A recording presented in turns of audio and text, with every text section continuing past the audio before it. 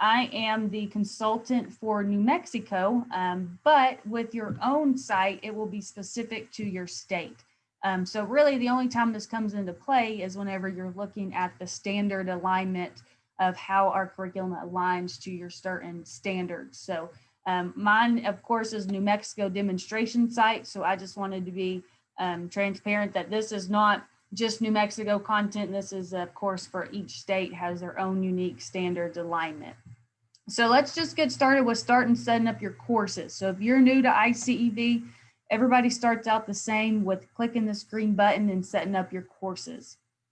It's going to take us straight to your course playlist. If you have multiple subjects, of course, we're not ag science here, we're family consumer science, but if you go to course subject and click the drop down menu, I'm going to go down to family consumer science, and that's going to pull up our entire course playlist for family consumer science. So the unique thing about this is if you are a teacher teaching culinary arts one year and then child development the next, you don't have to worry about getting multiple textbooks. It's all right here. You can just add that to your playlist. So that's the cool thing about iCEV as well. And so just to kind of break down iCEV, you have the umbrella of the subject. So that's family consumer science. Underneath that umbrella is the courses. So we have multiple courses right here, and within that course, you'll have multiple lessons. So it's kind of gets confusing when you talk about courses, when you talk about lessons, but I just always like to break that down first. So let's start adding some courses. So to add a course, you're going to click on it, of course, and it's going to turn green, and you're going to go up here to course title, and you're going to give it a name. So I always like to label it first period, second period, just to keep everything in line. So I'm going to label that one first period child development, and I'm going to add course, and that's going to go right up here in my courses added list. Next, let's add culinary arts. I'm going to do second period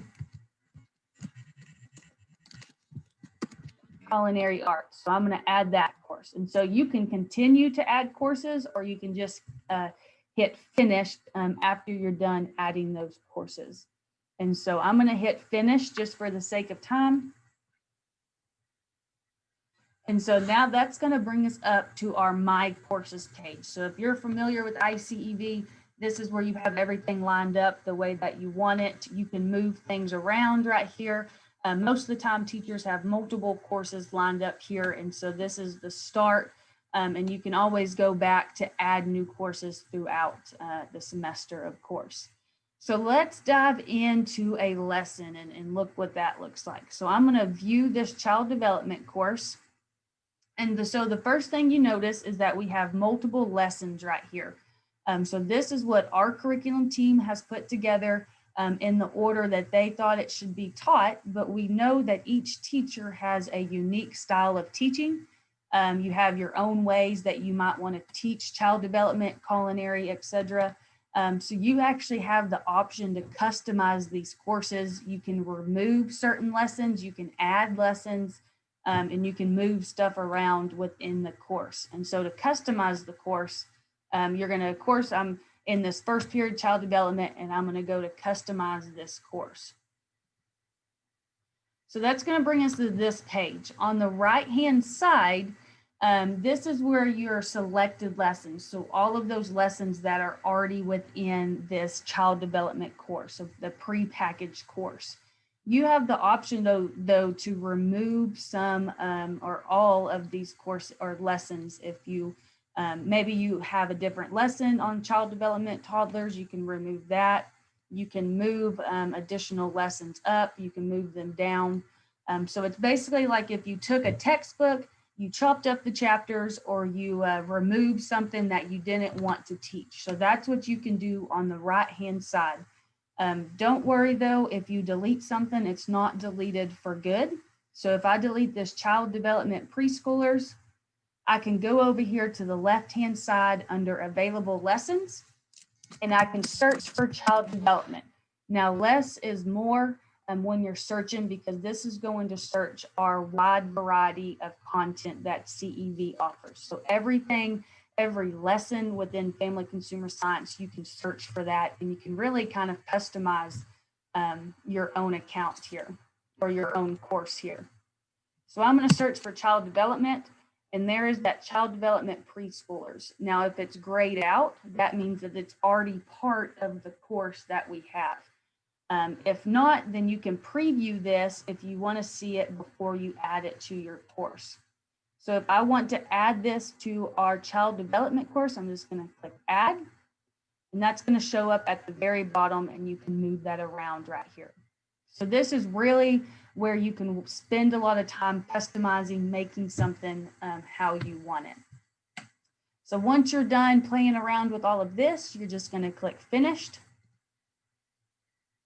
And so now we're back to the My Courses page. And so now that I've showed you how to customize a course, let's really dive into a lesson. So I'm going to go to my second period culinary arts. And I'm going to scroll on down to our fruits and vegetables. So the first thing you're going to see is a video or a PowerPoint. Of course, this one's a video, so it has different segments right here. So this is not made for you to play the video and leave the classroom for your students to watch all the way through. They're broken into different segments, so different teachable segments that you can pause and go through some of the activities, and I'll show you kind of how that's laid out in our lesson plan. But this is a video that has multiple segments. The videos aren't very long. Of course, they're short segments that entail the whole big picture. You can also come up here to your select playlist, and you can find some career interviews. So maybe you are wanting to bring an expert into the classroom. This would be a really cool interview to show to your students. So most of the time we have about 3 or 4 career interviews that you can bring into the classroom. So now let's look at a lesson plan. So the lesson plan is really the roadmap of how to work through each lesson. And so if you notice right away, if you are a user of iCEV, all of our lesson plans are structured the same way. But something new that we are adding to our new lessons and courses is bell ringers, exit tickets, some additional pieces to the lesson plan. So that's something to look forward to. And our lesson plans will look a little bit different for those new lessons.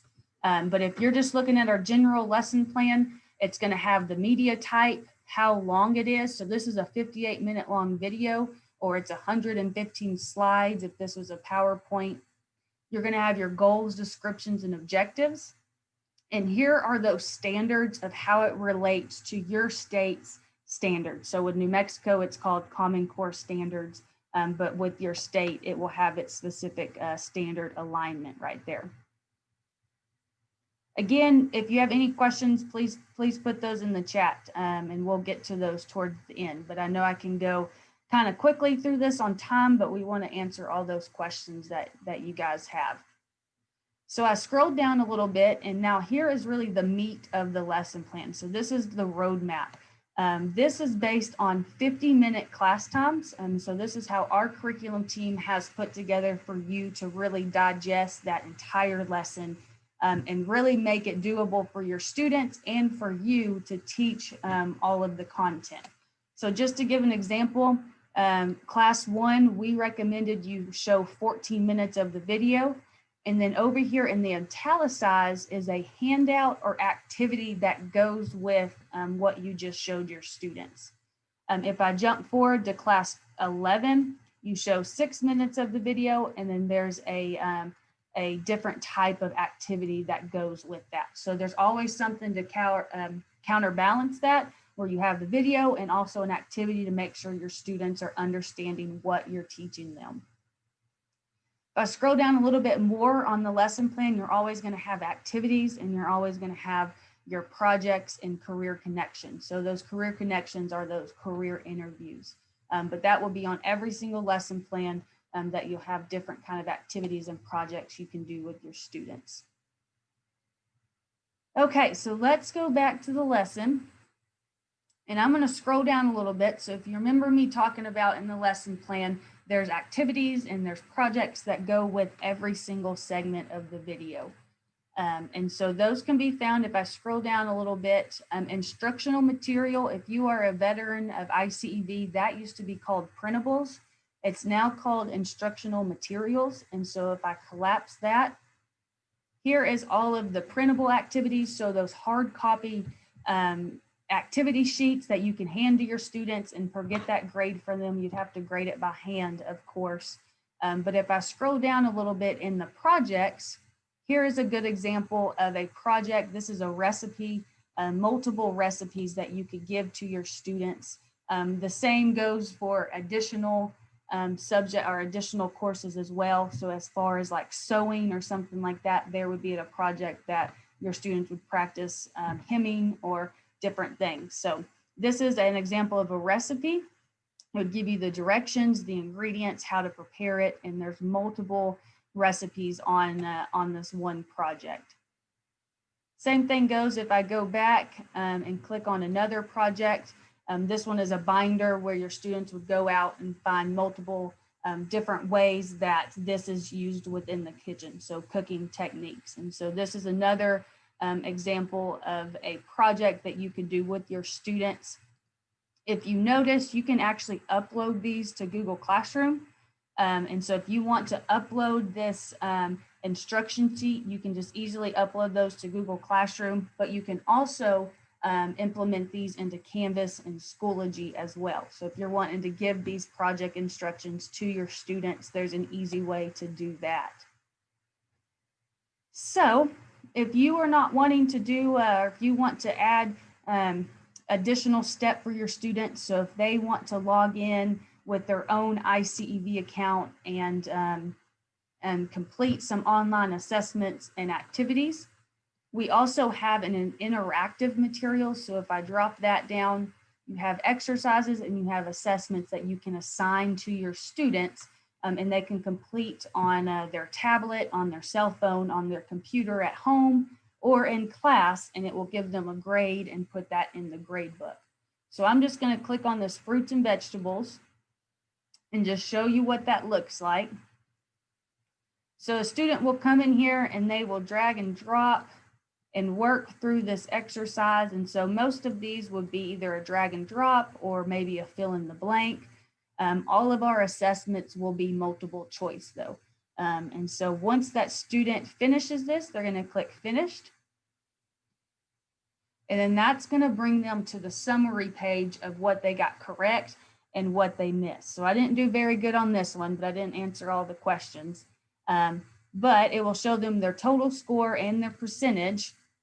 And then it will also give them the details of what they got correct and what they missed. And so it will provide the correct answers for them if you want them to see those correct answers. So there's actually a way to customize this where they do not see the correct answers and you can give them multiple attempts and different things like that. So if I go back to this lesson and I scroll all the way down to the interactive materials again, here are those customization pieces right up top. And so if you don't want your students to see the correct answers after they take an assignment, that would fall under this show details. And so you just uncheck that if you don't want them to see those correct answers. You can also make it where this assignment is not even visible to your students. So I'll show you here in a bit that when your students log in, they will actually be able to see everything, every exercise, every assessment. Sometimes it can get a little confusing if they're seeing all of the activities. So you can actually uncheck that where only a couple of these are visible or only the ones you want them to complete. You can also give them multiple attempts if they're needing multiple attempts, and you can deactivate these on a certain date so that they don't have the option to go back and retake this after that deadline. So if I set this one deactivate tomorrow and this one on Thursday and Friday, so this will actually deactivate that day that you set it. So they do not have the entire day of the 6th to take this assignment. It will deactivate at midnight on the 5th. And so whenever it hits 12:59 on the 5th, this assignment will deactivate. And so they wouldn't have the entire day of the 6th to take that assignment. So that's how you would customize each individual interactive material. There is an option though, if I go back to our course here, so our second period culinary arts, there is an option to customize every single activity, every single lesson within this entire course. So that's like a one size button fits all. So if I scroll down on this page and go to settings, and underneath settings, if you go to show settings under the lesson visibility, that's going to pop up some buttons here that you can actually hide these from your students. And so that's just another key component where you can hide all of these lessons that you don't want your students to have access to, or you can make these visible on a date. And so say next Monday, I want all of these to become available for them. So you can really customize this the way that you want it to show up on the student end and make it a little bit easier so they're not seeing everything and getting overwhelmed. There's also an option to hide all of the lessons, and then you can go in and individually turn those on. You can hide all of the activity and assessments. So if you don't want any of the interactive activities, you can hide all of those, as well as that show details. You can hide the answers, the printables, and the PowerPoint. So that's like your one button and it changes everything. Then you can go back into each individual lesson and customize that. So now that you have set this up the way that you want it, and I always recommend, and what I tell the teachers I work with is customize this the way that you want it before you invite your students. You can go back and customize again, but it's just easier that you have everything set up and ready to go before you invite those students to the class. So now that you have everything ready to go, we're going to invite students now. So on the same second period culinary arts under invite students, that's going to bring us to a 3-step process here that you can actually print out. You can put this on a whiteboard, you can give it to your students, and just goes through these 3 steps of they need to enter this code. So they will copy this registration code. And I will note that this registration code is unique to this course. So your first period is different than your third period. They all have different codes, and that just helps helps the grades differentiate and the students are in their different courses. So you're going to copy this code. You're going to click on this link. Your student is going to click on that link. The student's going to put in that registration code. They're going to fill in their name.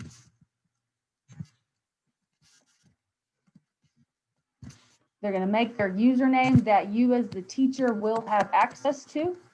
And you can also reset their password. And so they're going to fill out all of that information. And once they fill this all in, they're going to hit submit. And now this is the student side. And this is what the student would see as soon as they log in. So they actually have the option to add a new course right here. So say in your FCS class, you have them in 2 different hours. You can actually give them the code for that second CEV class, and they can add that by going to add new course. So they don't have to create another account. They can just use that one student license. So to view what a student will see, if I view that, here are the lessons that were available to them. So we did not hide any lessons from them, so they actually can see everything. And then if I go into one of the lessons, they'll be able to see the PowerPoint unless you hide that from them, the instructional and the interactive materials. So this is what I was talking about. If you don't hide anything, they will be able to see everything, or you can go back and customize that the way that you want it. So that's what it looks like on the student side. So let me log out and go back to the teacher side.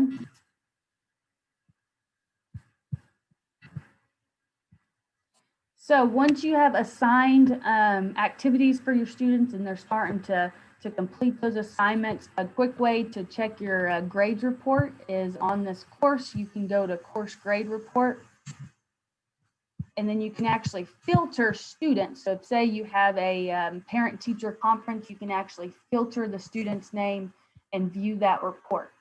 I will add though that this brings up every single assessment, every single activity within that entire course.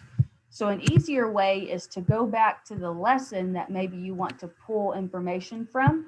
And when you view that lesson, there's a student grades report in that lesson as well.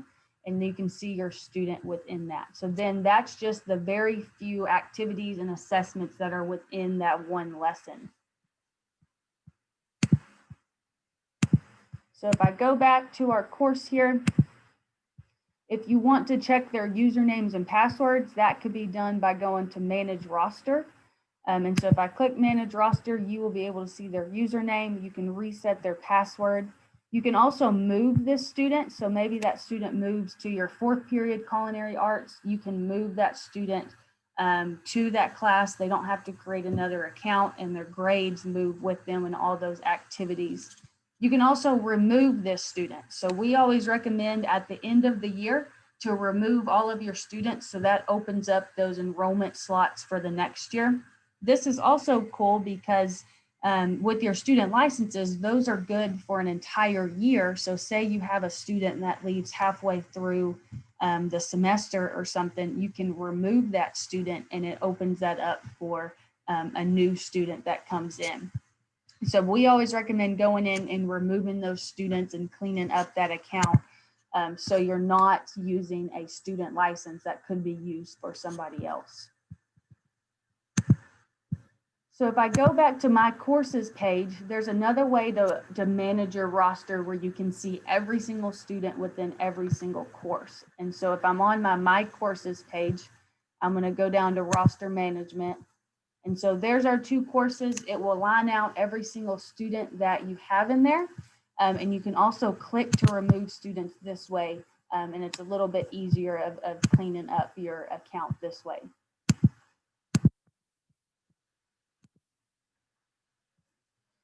So now that we have gone through the courses, I don't know if you attended our certification seminar that we had, but if you're interested in some of our industry certifications, you actually have access to all of those certifications preparational material. The industry partners, they came up with the standards, they came up with the test questions. We just provide a testing platform, and then we also provide preparational material. So to add a certification or to review that material, you're just going to go to add new course / certification. Of course, you got to go to family consumer science, which if you just have family consumer science subject, you don't have to worry about those other subjects. But once we get to this page, you're going to click on the certification playlist tab. And then here are a few of the certifications that we have for family consumer science. So I'm just going to add this American Meat Science Association Food Safety and Science Certificate. You add it just like you would any other course. So I'm going to add that course, click Finished. And so when we view that certification, you can see there's multiple lessons there. So that's your prep material. A lot of teachers actually add this into what they're already teaching. And then at the end of the school year, maybe some students want to get certified. Or maybe the entire class wants to get certified. So as the teacher, you have access to all of this preparational material. It's the same setup with a PowerPoint or video. You also have instructional or interactive materials. So you can really add this to what you're already doing if it fits into that curriculum that you're looking for. So that's how our certifications are set up. Like I said, that is available to you with your subscription. So you can review all of that preparational material and see if it's something that would fit for your students to also earn that industry certification.